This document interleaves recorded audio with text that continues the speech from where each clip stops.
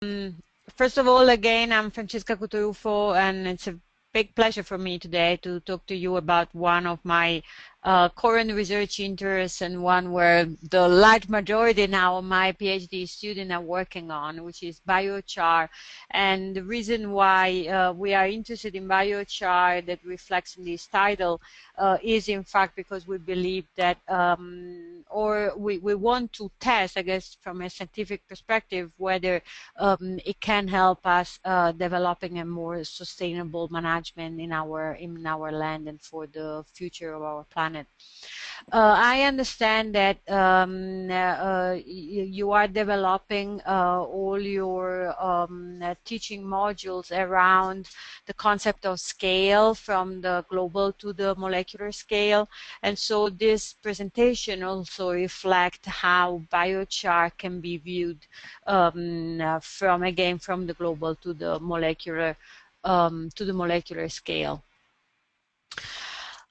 So why starting from the global? That's because currently our planet Earth is experiencing some global challenges and global changes that have been led by anthropogenic activities, and that has been said by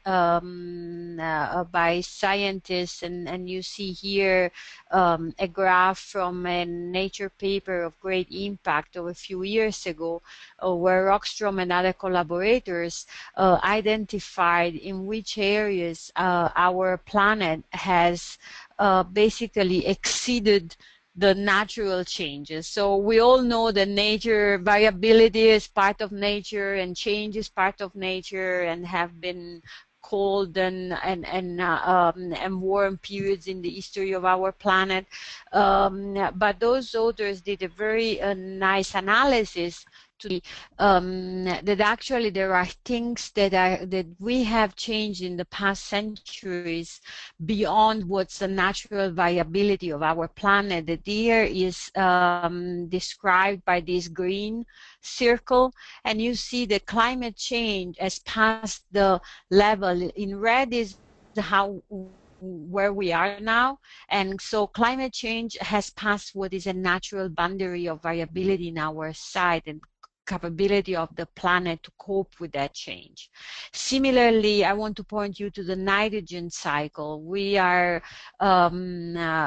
experiencing a huge increase in the availability of nitrogen.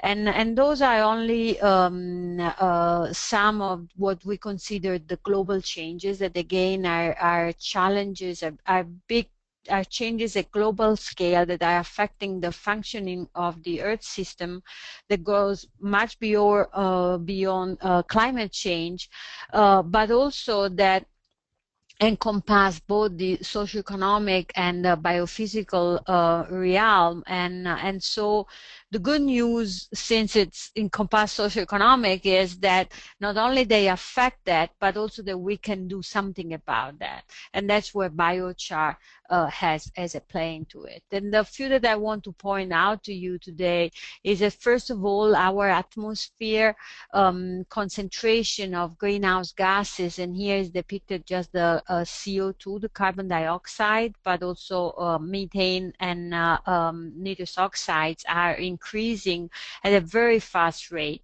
And those gases trap the heat that would otherwise escape our atmosphere, and therefore they are creating warming. And those are data in the past, so these are not model projection. This is what already has happened. I'm just monitoring. This is not experiment and not models. It's just, you know, an accurate recording of what has happened in the past. And you can see how in the past decades, more than ever, the temperature of our atmosphere has significantly increased. The other problem is that we have tremendously loaded our soils with nitrogen, and that has been motivated mostly by the need for more food and fiber. And all this nitrogen is creating a deleterious effect all over the planet.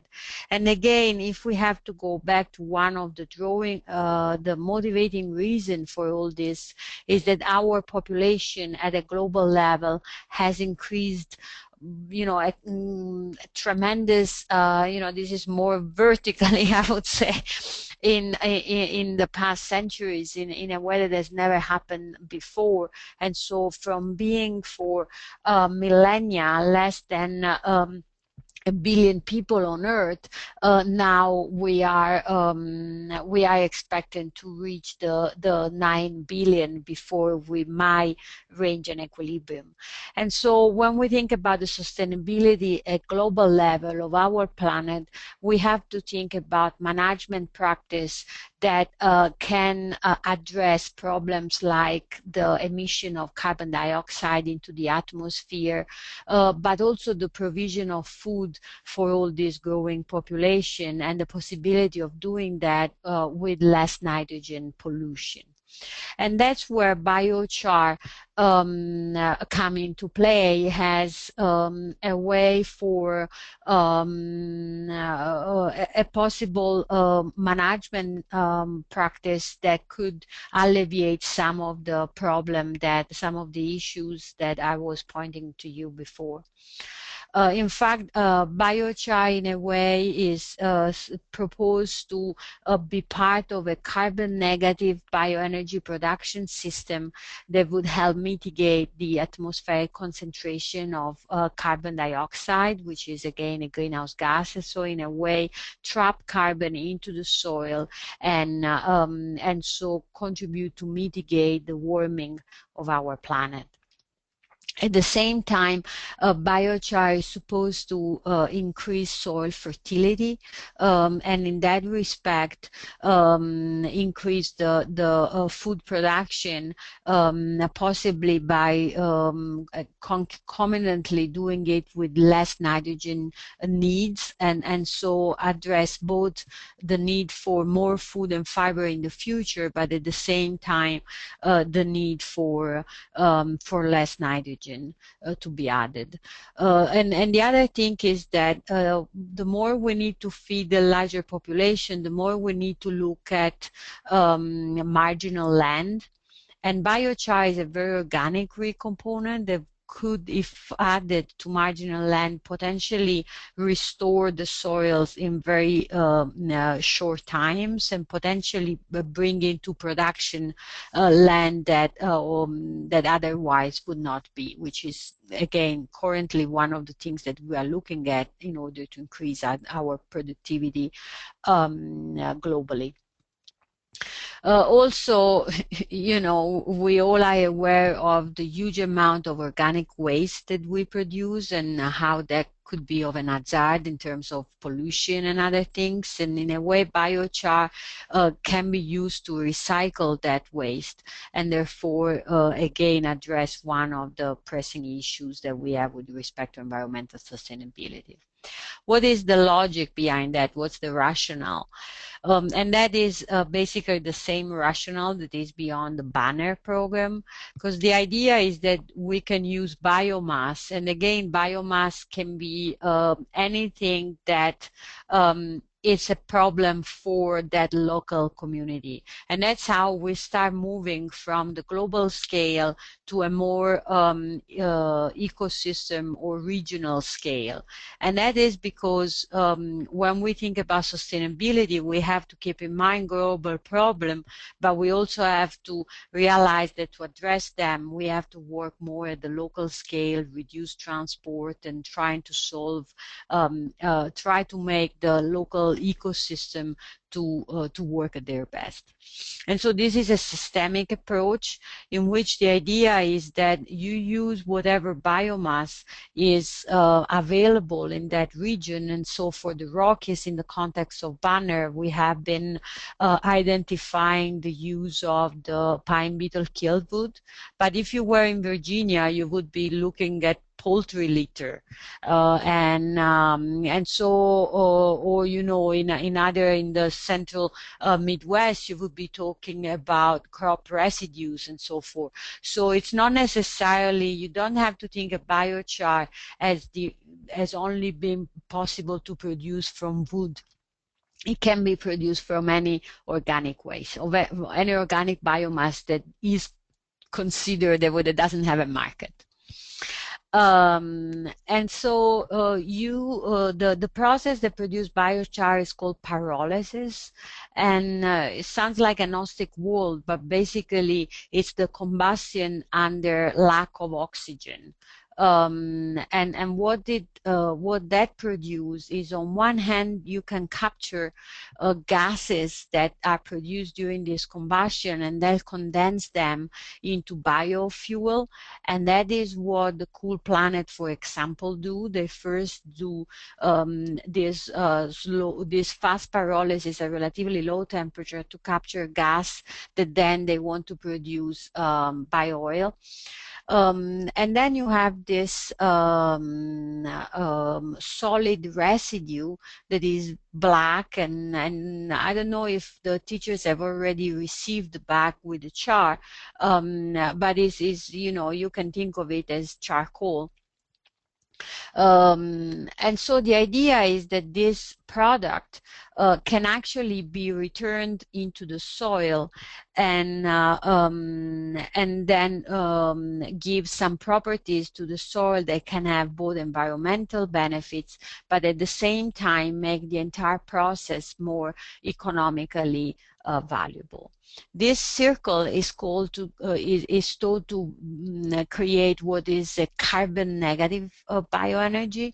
So right now, the biofuel are, for example, considered to be carbon neutral. Can we use charcoal as an alternative to biochar? We can, and actually a lot of our research also uses some past research on charcoal. But actually, if you think of the coal in terms of what we mine, then it wouldn't make any sense, because it's much more, then we are taking out of the ground something that we want to bring back to the ground. So principally, in terms of chemistry, they are the same, but not necessarily. But the rationale wouldn't be the same. And you have to excuse me, this is my first webinar, and I'm not sure whether the question need to be responded while you type them or at the end. Okay, so where do we, if that is the rationale that makes the idea that by returning the biochar into the soil, you potentially make those soil more fertile, come from a discovery of a specific ecosystem in the Amazon, where a couple of German PhD students in the early part of this century, they were doing their PhD work there, and then they find out that very close to one another, there were soils that were looking like those two soils. So one was very black and unbelievably fertile, and another was instead a very unproductive, eroded soil. And so they went in to try and understand what were making those soils, that being in the Amazon, they used the term terra petra, so dark and so productive, and they realized that actually 70% of the mass of that soil was made of charcoal, and that those soils, and therefore those soils had 3 times more organic matter, they were nutrient rich, and the productivity on those soils was very high. And when they started to investigate more where those soils were coming from, they realized they were actually anthropogenic soils, meaning that they had been produced by the local population that were using cook stove for their daily cooking activities, and then they would dump the char produced by their cooking plus any organic residues on those soils. And this mixture of organic residue and char had built those big soils. Then when they went to study more carefully, they realized that they were in fact much more productive, and they were having some very specific characteristic, as having higher water retention, increased soil pH, which on the other hand was the big problem of these other soils that were very acidic. They were keeping nutrients much more, so they weren't losing their nitrogen, and the entire rhizosphere, the mycorrhizal, which are very important microbe that lives in symbiosis with the plant and help the plant to get nutrients, were more abundant. And so from that discovery came the idea, okay, then we can reproduce this in our system and add biochar and possibly increase the productivity of every soil. But one thing that we need to keep in mind is that actually the effect of biochar strongly depend on the soil type and on the type of biochar. As I said before, you can produce char from any organic residues, but the char that you produce would actually have different characteristics. And so it doesn't exist one kind of biochar. When you consider what char you would add to a specific soil, you need to first ask the question on what I need it for and what is the problem of this soil, and therefore identify the char that can better solve those problems.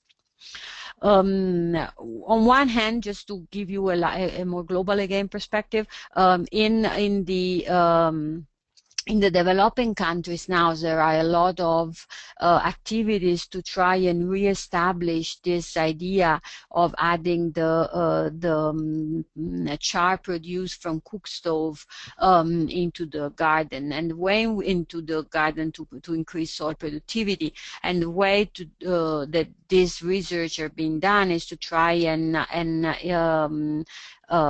develop together with local population ways to do it that are more sustainable and less polluting, in particular by improving the cook stoves.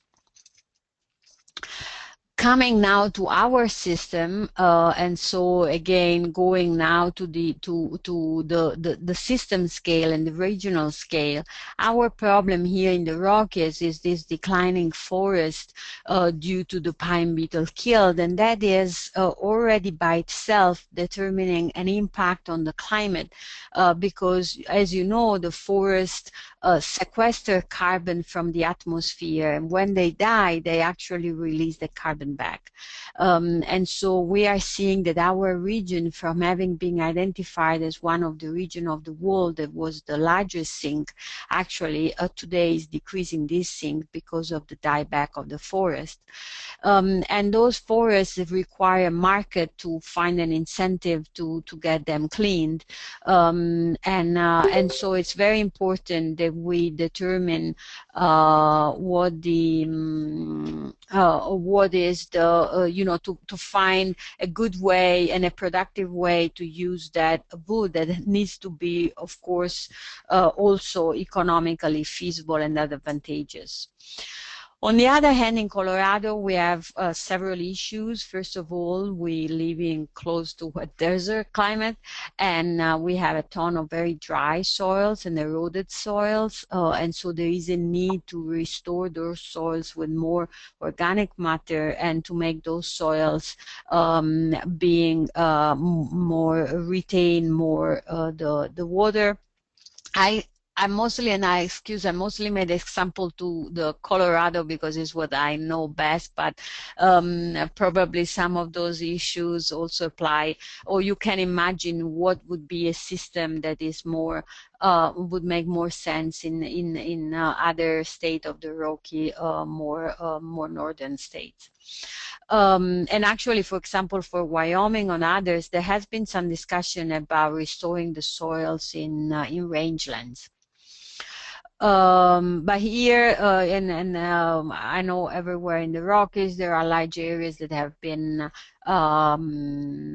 mined, and so there is very huge issues with soil remediation, road closure in the forest. That's one of the things we'll be working on.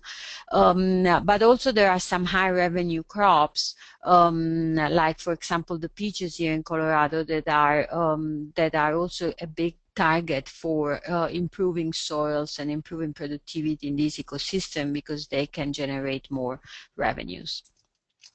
And so the idea here is that we can use the pine beetle killed from those forests to produce bio-oil, but also biochar, and then add this biochar to these soils that would benefit from it, and so restore the soils, produce more, and also increase the economic benefit of this cycle.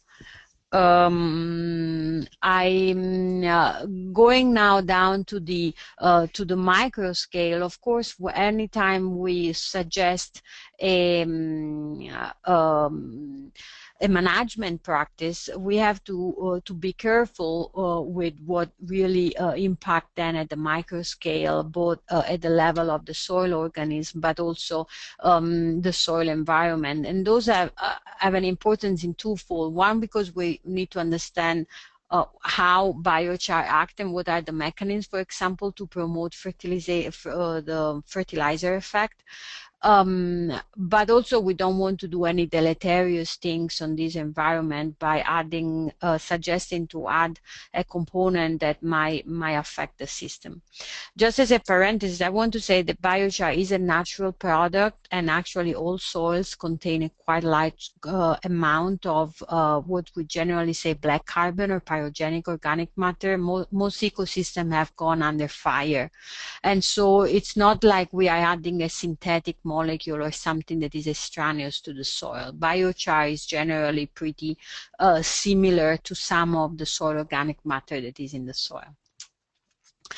Biochar has some physicochemical properties that might affect the soil biota, and so we have to look at those properties to understand how it could affect the soil biota. And some are just physical properties, like the biochar has very large pores, and again, depending on how it's formed, if it's food or if it's poultry, and depending on the temperature which is produced, these pores look different. But there is evidence that those pores, for example, can create a refugia for microbes. So even we don't know much about the fauna, but possibly it could also interact with the fauna, and that's one of the things that we want to study. Also, this pore structure create more oxygen in the soil, allow for possibly higher water retention, and larger root penetration. And so already just the physical structure may be important in of the char. But also it's and as we studied in the lab, and there are confirms almost everywhere that the char does increase the water holding capacity. This WH carbon is double HC. That's a measure of how much water a soil retain, and we studied these 4 different soils with different addition of biochar, and we realized that the more char we added, the more the soils were retaining water. The other thing that is important in char is its chemical structure that also affect its presence in the soil. First of all, the char has this core of what we call aromatic rings, and this core makes the biochar pretty resistant to microbial decomposition. And that's why you might know that, for example, stuff like lignin is hard for the microbe to decompose more than cellulose, and if we had low sugars and other more easily decomposable material would be here. The char, because it has this very low oxygen amount and very aromatic structure, is hard for the microbes to break, and therefore it persists in the environment for a very long time. And that's one of the properties that we believe will contribute to the carbon sequestration of the char. On the external patina, the char has, on the other hand, all of this charges that you see here. Those gives the char the property to link to stuff, which can either be nutrients and therefore reduce the losses of nitrogen or other nutrients, or can be other organic carbon, or can be mineral molecules. And so in a way, if you want to look at them as fingers that the char can use to hang out to stuff, and that's very helpful for it to retain in particular the nutrients, but also for the char itself to persist into the soil for a longer time. We have done several studies in the lab, and we are very excited now to have the opportunity with BANR and with this other project that that Erika is working on to go in the field. So I have to say that with BANR and with this other project is my first field biochar experience. But we have done, for example, in this case that I show the results of a 3-year laboratory incubation, where again we added char to 4 different soils from Colorado, Iowa, Minnesota, and Michigan. And what we saw was that the char was used by the microbes. So these graphs show the amount of biochar that remained after 3 years. And so we had some microbial use of this biochar, but at the end, that was very small. It was from 4 to maximum 8% of the char was used by the microbes in 3 years. And if I'd put a leaf in there, it would have gone 100%.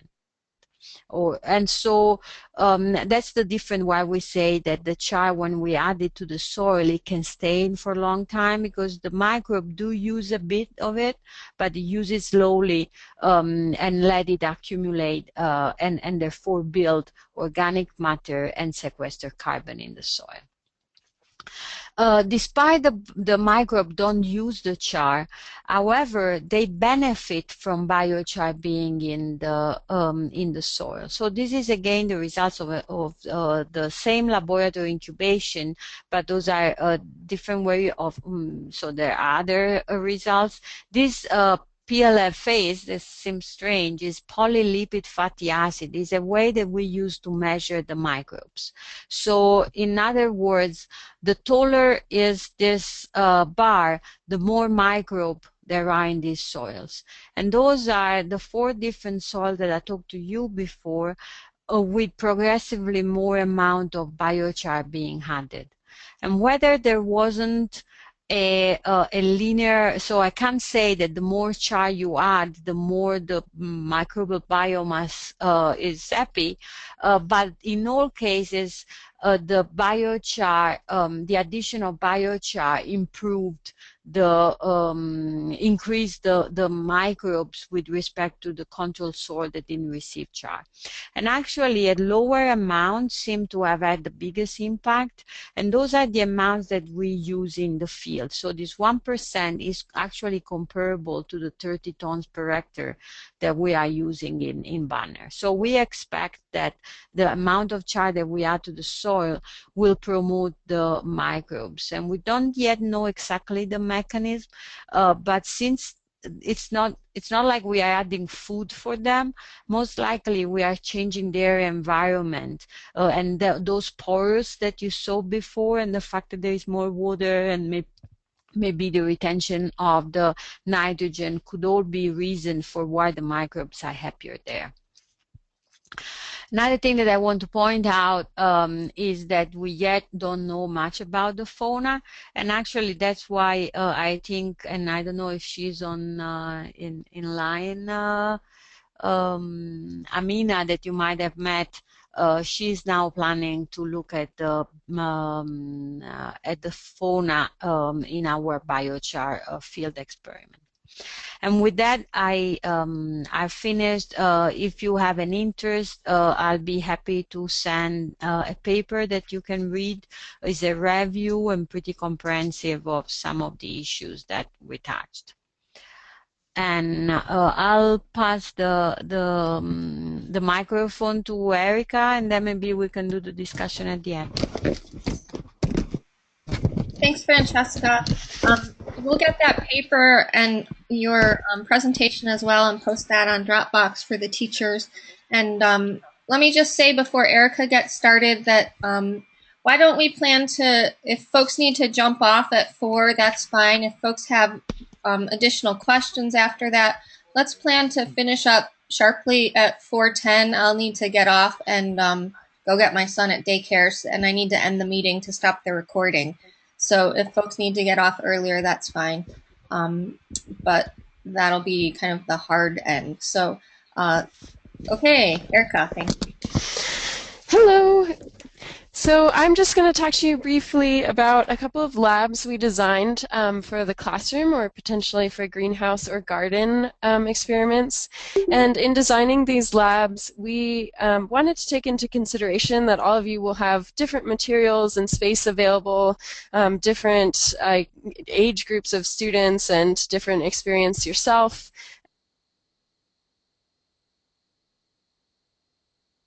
To work individually with you to try and incorporate these exercises into your lesson plans you have currently. So I just wanted to start with looking at some of the materials you might need for these lessons. And based on your materials you have available, you can ask different questions. So for example, in the classroom, if you were to measure the effect of biochar on any of these different characteristics like plant germination and growth, you could do a really simple experiment just with cups and plants.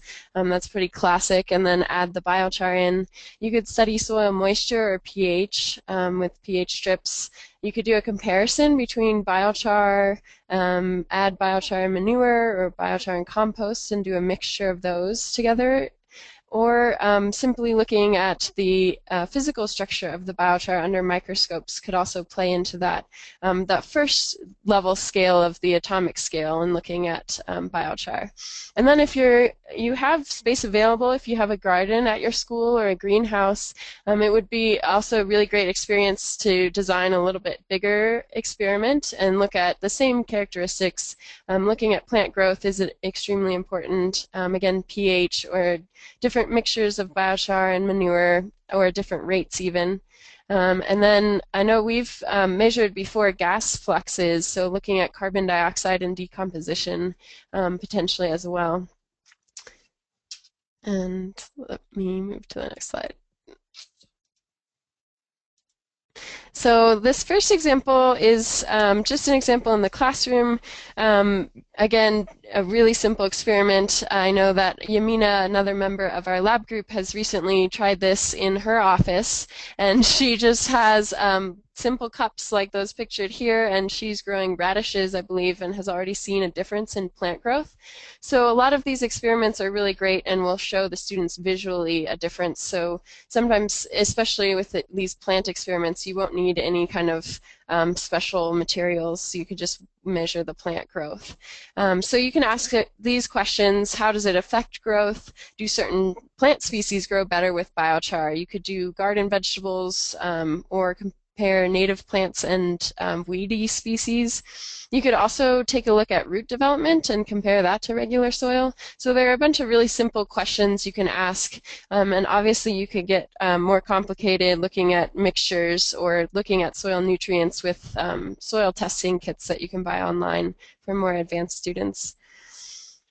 Then our second example is, again, just a classroom experiment looking at biochar as habitat. As Francesca mentioned, this is kind of an understudied component of biochar, and so looking at how it affects soil animals or the soil fauna would be really interesting for students. You could collect worms or I don't know, slugs or anything like that. That might be kind of a fun experience for the students as well.